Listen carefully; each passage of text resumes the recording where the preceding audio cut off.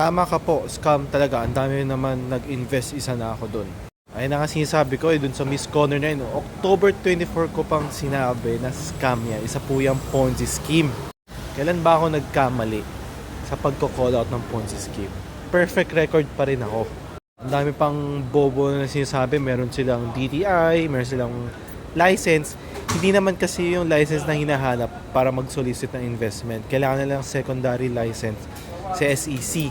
Yung mga DTI, yung mga nakikita mong nakapuslit sa mga restaurant, sa mga business, hindi yun yung lisensya na kailangan nila. Kahit meron pang mga offices yan, no? Once na nawala na yung Miss Connor, di na makapag-withdraw, or once na nawala na yung isang Ponzi na project, bigla-bigla na lang silang aalis dun sa office na yun. Walang kwenta. Pero wala kahit anong klaseng sabi ko, makulit pa rin yung mga Pinoy papasok pa rin sa mga ganyan. May mga tao na alam nila yung pinapasukan nila, alam nila ang Ponzi scheme, and feel nila maaga sila kaya pumapasok sila. Yung mga ganong klaseng tao, wala na tayong magagawa doon, no? Yun talaga ang buhay nila